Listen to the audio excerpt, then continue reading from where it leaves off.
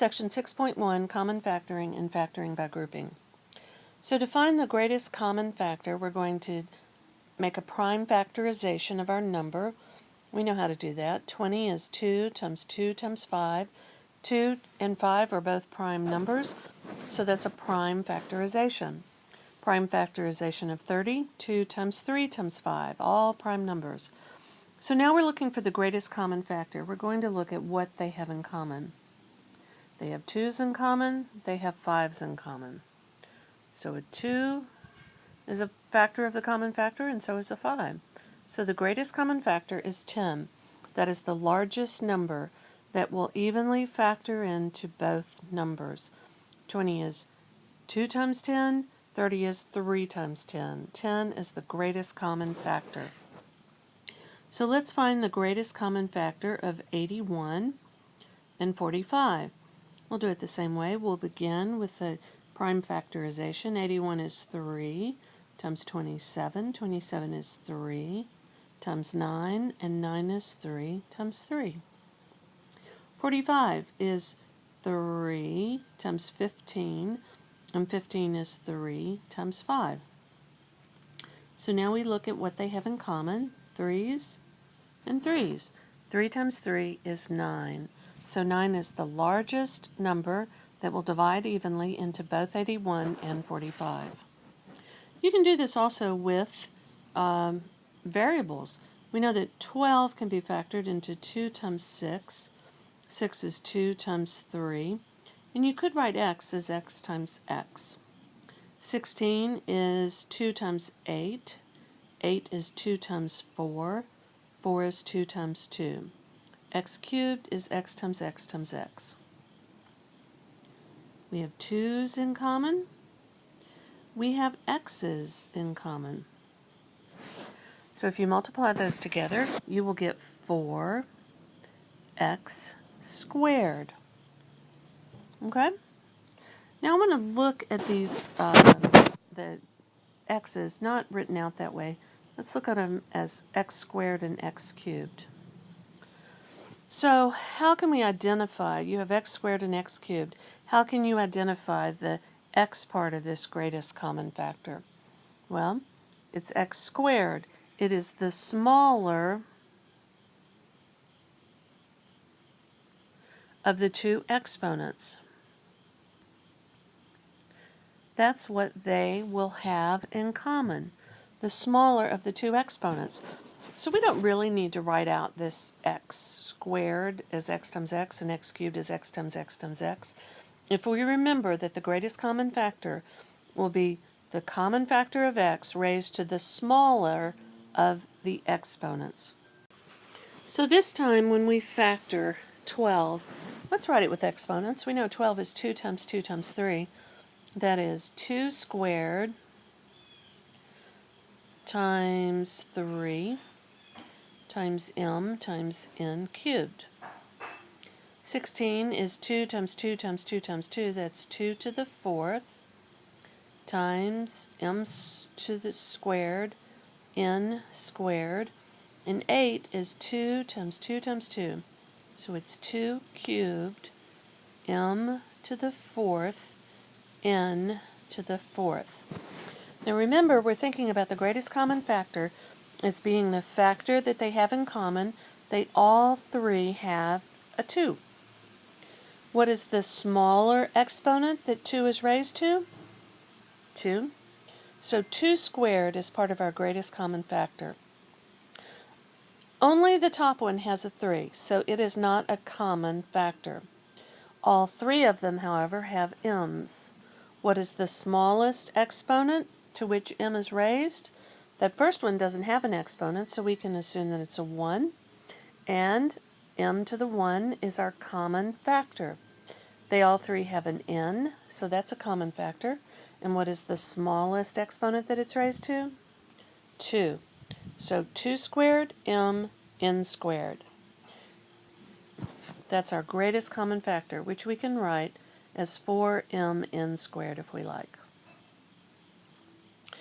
So that's how we're going to identify the greatest common factor. What are we going to do with the greatest common factor?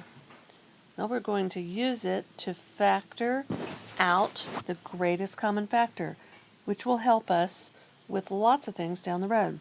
So 3x plus 6. The greatest common factor, the largest number that goes into both 3 and 6, is a 3. If you factor out that 3, it's like using the distributive property in reverse. What do you have to put in the parentheses so that when you multiply, you get 3x plus 6? Well, 3 times x will give you 3x, and you have to put a 2 here because 3 times 2 is 6. So factoring is doing the distributive property in reverse.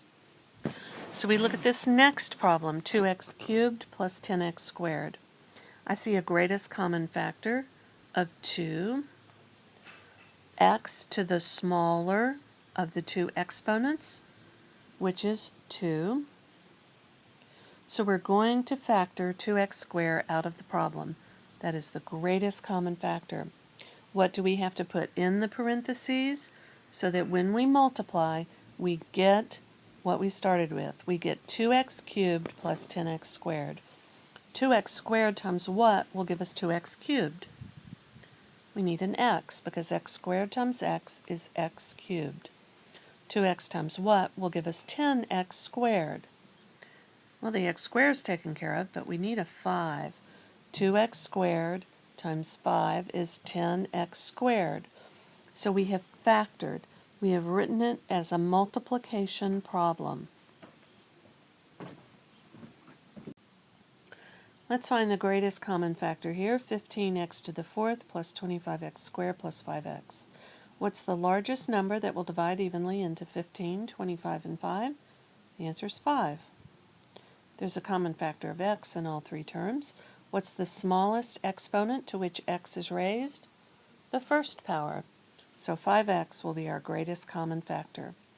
Now this time we're going to multiply, and there need to be 3 terms, because when we multiply using that distributive property, we need to get 15x to the 4th plus 25x squared plus 5x as our resulting answer.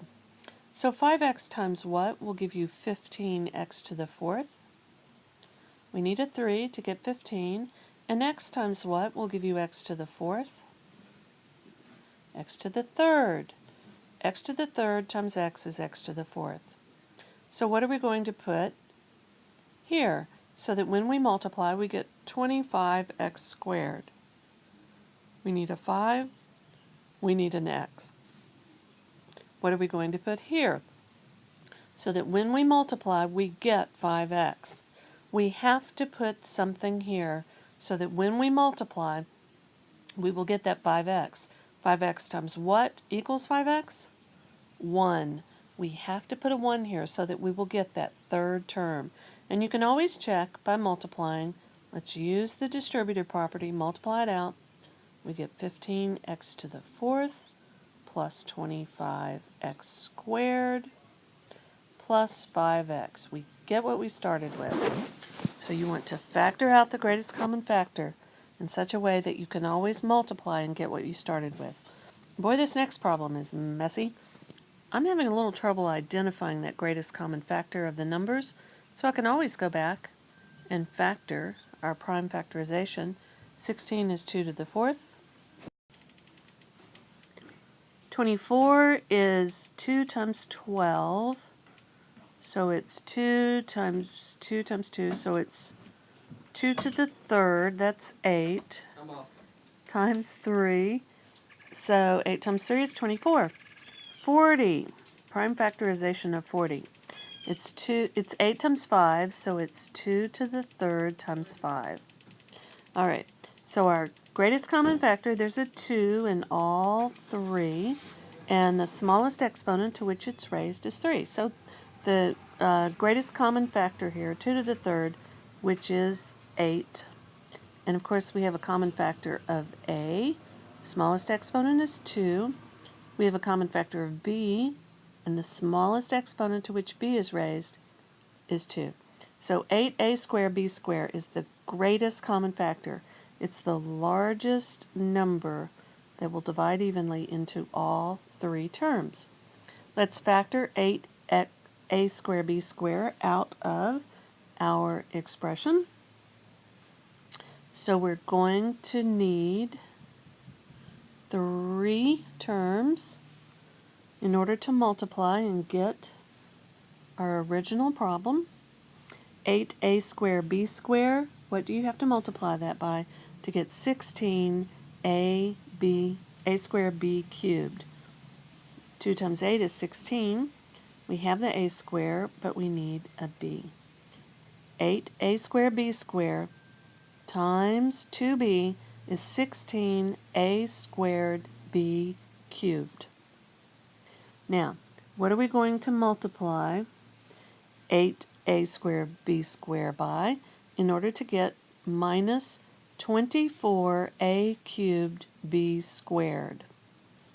8 times what will get us 24? 3. We factored out a squared. What's left? A. We factored out b squared. So 3a times 8a squared b squared will give us minus 3a will give us minus 24a cubed b squared. What are we going to multiply by? In order to get minus 40a to the 4th b to the 4th. 8 times what will get us 40? We need a 5. A squared times what will give us a to the 4th? We need an a squared. And b squared times what will give us b to the 4th? We need a b squared. So that's our answer. We have factored it to 8a squared b squared times the quantity 2b minus 3a minus 5a squared b squared. And that's all for this section.